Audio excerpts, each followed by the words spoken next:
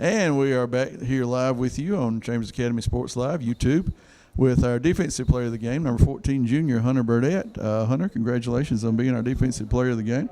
Yes, sir. Thank you. Had 8 tackles and 1 sack, and I don't know how many times we looked up and Hunter was in the backfield about the time the ball got there. He had the snap count down on the other team and got back in there and disrupted several plays and blew up one play and created an interception. So we called your name over and over and over again. It was pretty evident that you were our defensive player of the game. So how you feel about the way the defense played tonight?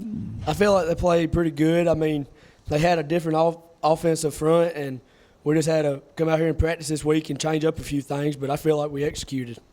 2 weeks in a row, 6 points. I was asking you right at the time we started the official interview here, the only play they really got any benefit out of was a long play on the third play of the game, went about 70 yards. What happened on that play? The guy just kind of ended up where nobody else was. We just didn't have our backers where they needed to be in the box, and he just busted out the middle and ran to the touchdown. Yeah. Well, you know, we held them till 3rd and goal, and they got in, and at that point in time it was 8-6. But from there on out, it was all Chambers Rebels, as the final score was 50-6 in favor of Chambers. This is your first year playing for Coach Allen, is that right? Yes, sir. How's it been so far? I love it. It's different, and I like everything that they do up here. Including winning, huh? Yes, sir. Well, you're the first official player we've interviewed of the official region champs for 2020. How does it feel to be a region champ? It feels amazing. Yeah, you start playing those home playoff games and you'll realize how amazing it is. Yes, sir. So we don't yet know who we're going to be playing. Well, the last we heard, Wilcox had gone back ahead of Autauga. But as we told you during the game, we'll be playing the loser of the Wilcox-Autauga game here in 2 weeks. You got shaken up on some kick coverage. You feeling pretty good now? Yes, sir, I am. So injury's not going to keep you from playing next week? Oh, no, sir. We'll get better. We'll ice it over the weekend. We'll be back ready for next week. There you go. All right. So you're ready to roll, huh? Yes, sir. Well, Hunter, we appreciate your effort tonight. Of course, we always appreciate the effort of the whole team. And when the defense plays as a unit and does well like we did last week, you kind of want to have the whole defense. But tonight you sort of stuck out in the crowd, and we're glad to have you as our defensive player of the game. Yes, sir. Thank you. Yes, sir. Go enjoy this win. And now we will interview someone who's going to wear 2 hats, along with his 2 pink socks that he's got on. Number 16, junior John White, is our offensive player of the game, and also had the play of the game.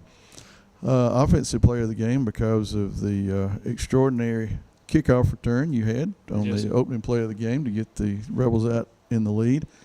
And several big receptions, including one long touchdown where I think everybody on the team for Banks had a chance to tackle you, and you outran them. Yes. And that is going to be our play of the game, as John's about a 50-some-odd yard touchdown. Yes. And caught a pass from Peyton Allen and just maybe on the other side of the line of scrimmage and took off. Take us through that play. Well, the reception? Yeah. Well, it was really a 5 and stop, and I knew the corner would come crashing down. So when I turned around, I jumped up because the ball was a little high. I jumped up to catch it, and then I turned around. There's one person on this side of me and another person on this side, and I was wondering why they didn't hit me when I caught the ball. I landed, saw an open area, I took it and kept going. And next thing you know, give him 6. I thought I was supposed to be down. They should have tackled me, but hey, you play the whistle blows, don't you? Yes, sir. And let's see now. I did not check your stats. Chester, did you check? Do you know how many yards receiving you had? No, sir, not exactly. And that kickoff return was about a maybe 70-yarder. Yes, sir. Yeah. That was a close second on the play of the game. So why don't you talk about that play? It's always good when you break out on the first play of the game. 2 weeks in a row, first play of the game. Yes, Rebels have gotten a touchdown. When he kicked it off, it was rolling on the ground, and Gavin didn't want to pick it up. So I ran up, grabbed it, ran to the gap it's always there. Every time I get the ball, I see that one gap. And I ran through there, and it was clear green grass from there, and I kept going. And once again, give him 6. Yes, sir. So, did you? Was those the only 2 touchdowns you had? Yes, sir. Okay, that's what I was thinking because I knew Jordan had several on some short runs.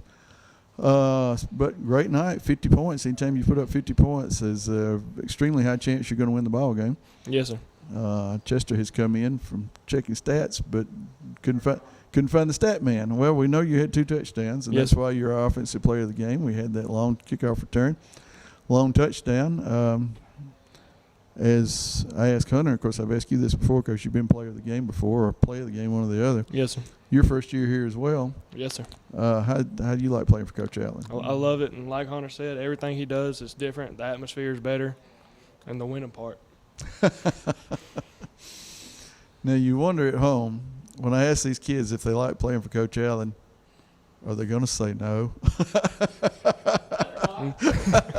Speaking of, that's probably not a very fair question, but we are glad to have you and Hunter and all these other first-year guys at Chambers.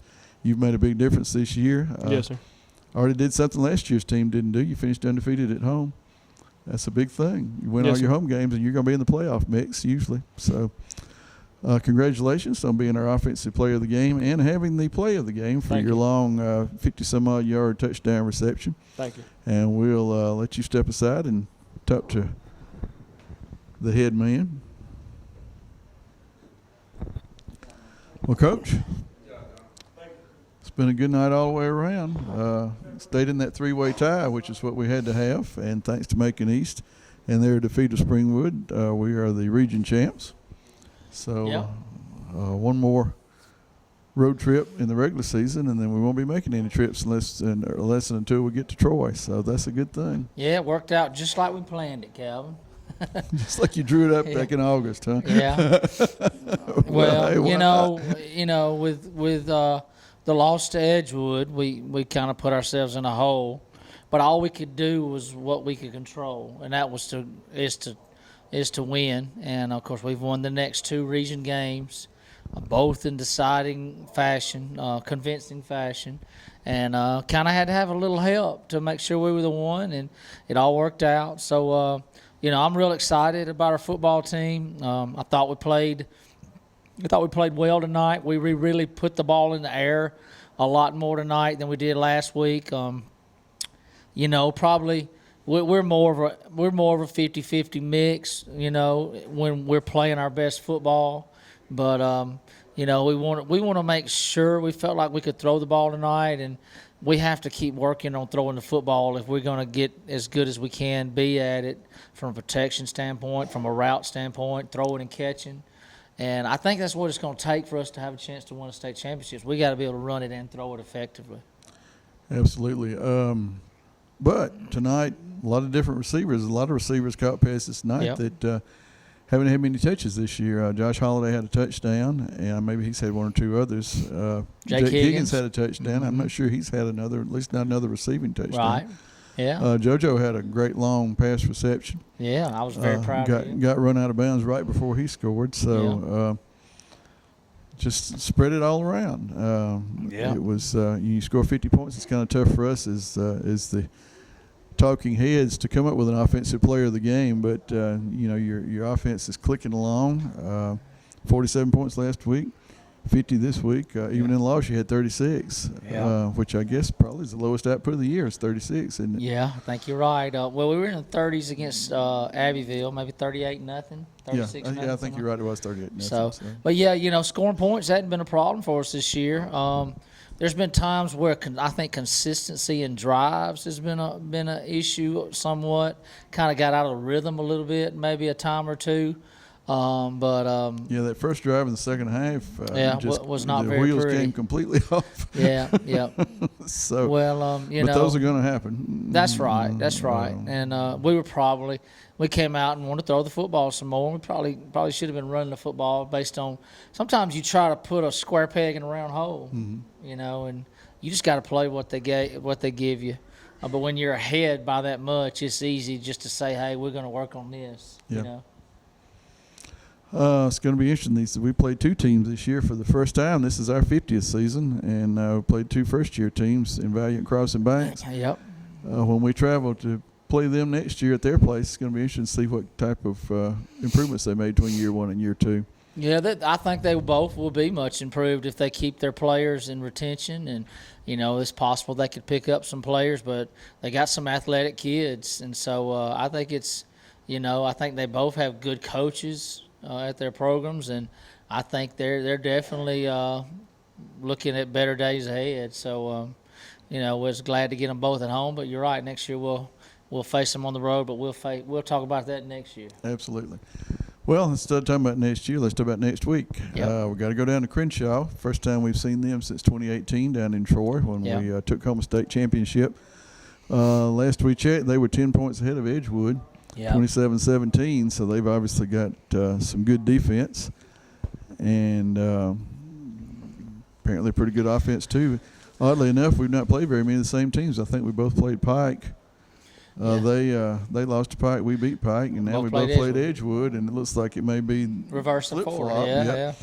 So it should be a good game. Now, how do you get you guys up for a road game between winning a region championship and starting the first round of the playoffs? Yeah, that'll be a challenge, but good teams find a way to play well every week, and that's a tough place to play down there. I remember been down there many times. Usually down 7-0 when you get off the bus down there, but they're a really good team. We kind of know what they're about from 2 years ago. They're very well coached. They got one of the best coaches in the state of Alabama. They're physical. They like to run the football. They use a lot of tight ends. They get after you on defense. So it's going to be a tough game, and what you worry about. What they probably worry about, and probably we're worried about too, is a physical game before you enter the playoffs. Well, they're in the same situation. They're region champs in 1A on their side after beating Abbeville last week. So we both played Abbeville. Didn't think about that. Yeah. So interesting. It'd be maybe more of a chess match than anything else. Yeah. Not showing too much, but still trying to get the win. Producer David Howard has just informed us that Wilcox defeated Autauga. So we know who round one's going to be with. It'll be another state championship matchup, or rematch. Back in 1999, the last on-campus state championship game was played here at Torbert Field. And a 2-point conversion at the end of the game was stopped, and Wilcox took home a 1-point state championship win. Coach Allen doesn't like me bringing that up. I know he remembers it, but it was actually a great game. I mean, it's one of those games where if you watched it and didn't care who won, it was a heck of a game to watch. But it'll be another rematch. 2 games in a row, some state championship rematches. And Autauga is coached by Bobby Carr, who, if anybody knows anything about AISA ball, knows that he was the coach at Edgewood during all those winning streaks, but the last person to beat him at the beginning of that winning streak was Coach Jason Allen at Glenwood. So I was the first one to beat him, and then he started the streak. yeah. Mm-hmm. So I think they won about 70 plus games in a row. So you and Coach Carr have a little bit of a history. I know y'all know each other because and I have discussed some conversations you've had with him. So I guess you pretty well know every coach in the AISA, though it's such a small league, but at least we know what the next 2 weeks bring, and then after we win in the first round, we'll look at who we got in the second round, I suppose. Well, it's not going to – I told the kids after the game, next week with Crenshaw is going to be a war. The first round of the playoffs is going to be a war. Second round of the playoffs, if we're fortunate enough to advance past the first round, is going to be a war. And, you're going to have to earn it. Absolutely. It's not going to be any of those blowouts like we've been used to. Absolutely. So some great games on the horizon. Coach, we look forward to making the trip to Luverne next week. Chester and I hope we don't have to climb too many fire escape ladders to get up to where we have to film the game, but we will be in the press spots looking down on you from above and pulling for the Rebels. And all you Rebel fans, try to make the trip down to Luverne. It's not such a bad trip. 90 minutes maybe. Yeah. No, it's a little farther than maybe that. A couple of hours. You're going to go to Troy and hang a right and go west a little bit. So that's about 20 miles west of Troy, I think, Luverne is. So I'm counting a little north of 2 hours, maybe 2 hours, 15 minutes to get there. But we're excited to be able to go. We're excited to be able to play football every week with Absolutely. everything that's going on. Absolutely. Yeah. Well, Coach, it's been a great season so far, 8-1. Only one thing could be better, and that'd be 9-0. But 8-1, we'll take it. Well, you know that one loss we may look back and say that was a really good thing. You know. You're right. So We talked about that last week, We'll especially see. after we showed up and showed out with Macon East. So Yeah. that's about it for tonight. 50-6 victory for the Rebels, region champs. Thanks to a Macon East victory over Springwood and a Chambers victory last week over Macon East. So we'll go into next week at Crenshaw. They're region champs in their 1A area. We're region champs in our 2A area. Should be a great game. We'll see how that turns out, and then we'll start focusing on the playoffs because it is. great to play for the C and the A. Good night. God bless.